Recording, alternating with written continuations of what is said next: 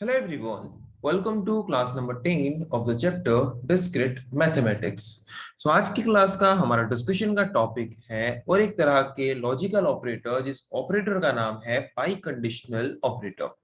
सो आज की क्लास में हम डिस्कस करेंगे कि बाई कंडीशनल ऑपरेटर क्या है।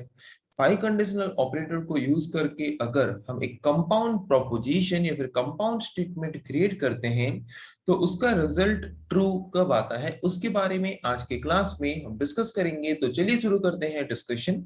Okay, so by conditional operator क्या है, बाई कंडीशनल ऑपरेटर को हम कैसे यूज करते हैं उसके बारे में डिस्कस करेंगे। Okay, so let P and Q be two propositions. Let हम कंसीडर करते हैं कि P एक प्रोपोजिशन है एंड Q एक प्रोपोजिशन है। तो वहां पे अगर हम बाई कंडीशनल ऑपरेटर को यूज करके एक कंपाउंड प्रोपोजिशन क्रिएट करते हैं तो उस पर्टिकुलर कंपाउंड प्रोपोजिशन को हम बोलेंगे by conditional statement. Okay, by conditional operator को यूज करके दो प्रोपोजिशंस को कंबाइन करके वहां पे अगर हम एक कंपाउंड प्रोपोजिशन क्रिएट करते हैं तो उस पर्टिकुलर कंपाउंड प्रोपोजिशन को हम बाई कंडीशनल स्टेटमेंट बोल के बोलेंगे। जिस पर्टिकुलर बाई कंडीशनल स्टेटमेंट को हम कैसे रिप्रेजेंट कर सकते हैं, इस पर्टिकुलर फॉर्म में। P यहाँ पे जो सिंबल देख सकते हो, इस पर्टिकुलर सिंबल को हम बोलते हैं biconditional operator. Then Q, इसको हम कैसे रीड कर सकते हैं, P if and only if Q। Okay, तो यहाँ से हमें क्या पता चला कि सपोज P एक प्रोपोजिशन है, Q एक प्रोपोजिशन है। बाई कंडीशनल ऑपरेटर को यूज करके अगर हम दोनों ही प्रोपोजिशंस को कंबाइन करके एक कंपाउंड प्रोपोजिशन क्रिएट कर रहे हैं तो उस पर्टिकुलर कंपाउंड प्रोपोजिशन को हम बोलते हैं बाई कंडीशनल स्टेटमेंट। ओके, जिसको हम कैसे रिप्रेजेंट कर सकते हैं, P double arrow symbol Q। Okay, तो यहाँ पे जो सिंबल देख रहे हो इस सिंबल को हम बोलते हैं बाई कंडीशनल ऑपरेटर। इसको हम कैसे रीड कर सकते हैं, P if and only if Q। Okay, so एक बाई कंडीशनल स्टेटमेंट जो हम क्रिएट करते हैं दो अलग अलग प्रोपोजिशंस को कंबाइन करके, तो वो ट्रू कब होता है। सो P biconditional operator Q is true whenever the truth values of P and Q are same। Okay, so ये ट्रू तब होता है जब P एंड Q दोनों का वैल्यू सेम है। मतलब जब P ट्रू है तब अगर Q भी ट्रू है तब ट्रू आएगा, या फिर जब P फॉल्स है और Q भी फॉल्स है तब जाके ट्रू आएगा।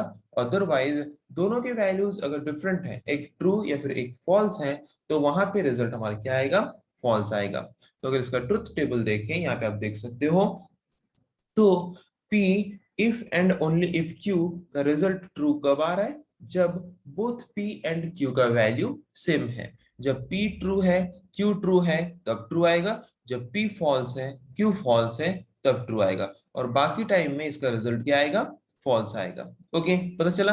Then P biconditional operator Q और P if and only if Q composed of two statements।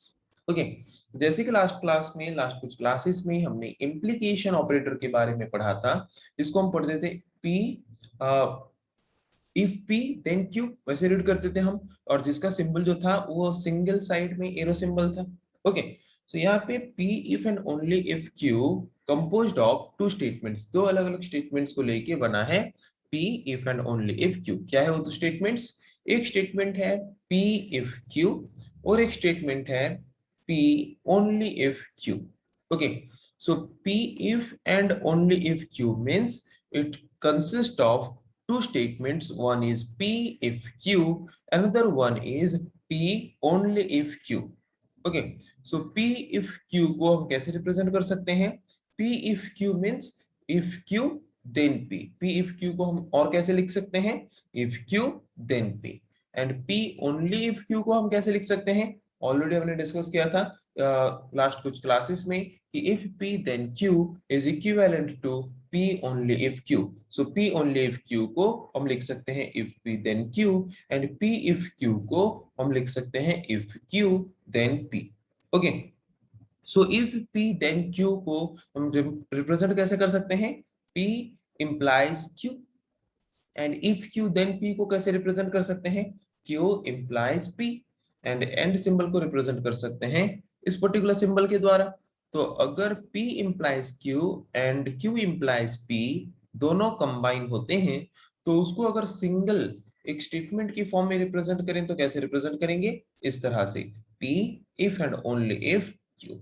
Okay, so P if and only if Q is the combination of P implies Q and Q implies P.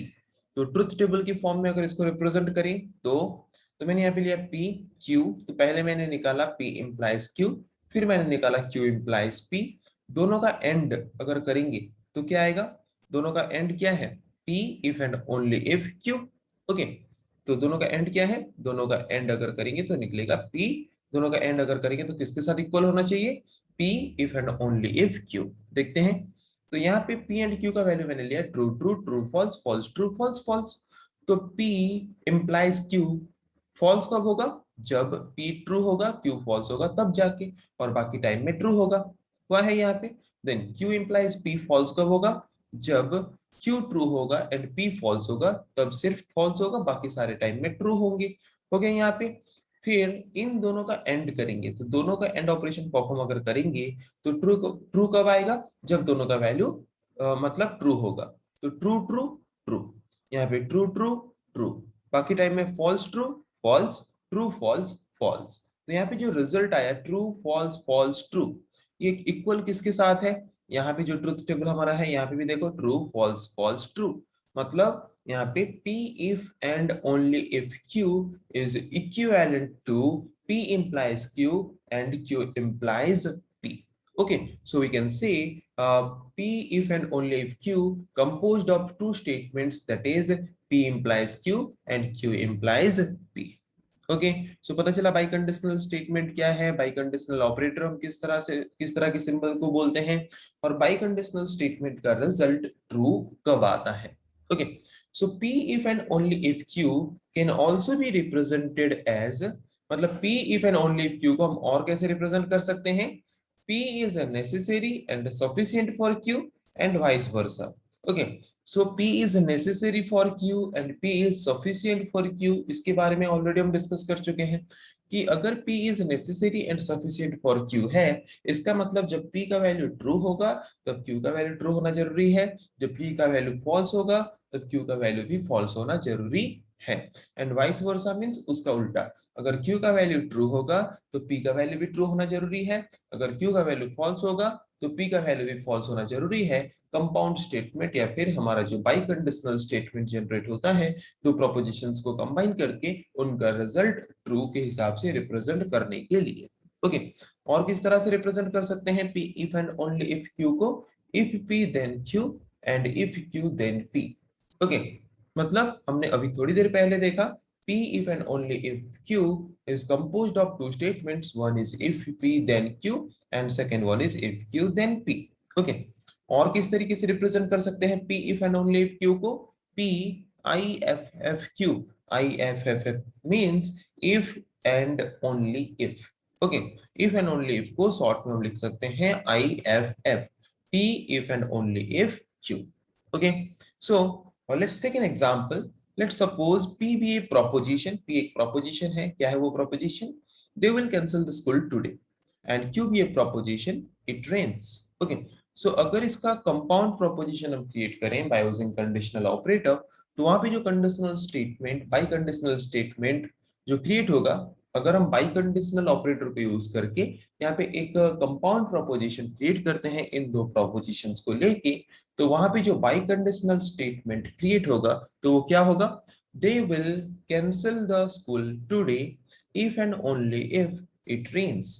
अगर बारिश होगा तब जाके सिर्फ school वो cancel करेंगे।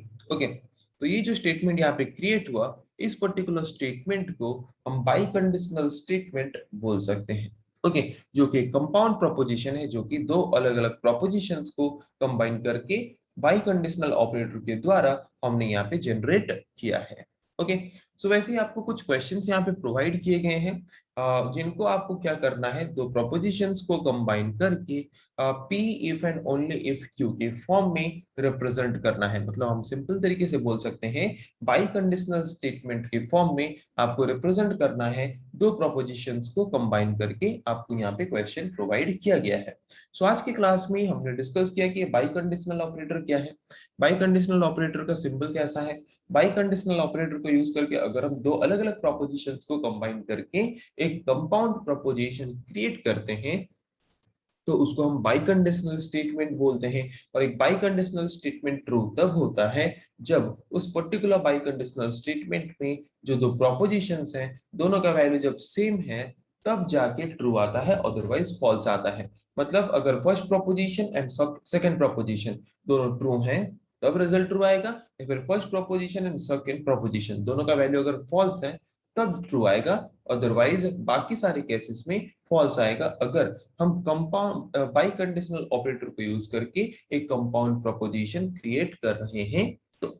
Okay, so I think आज की क्लास में जिस टॉपिक के बारे में हमने डिस्कस किया आप लोगों को समझ आ चुका है। नेक्स्ट क्लास में हम डिस्कस करेंगे ऐसे और कुछ टॉपिक्स के बारे में। आज के लिए इतना ही। Thank you.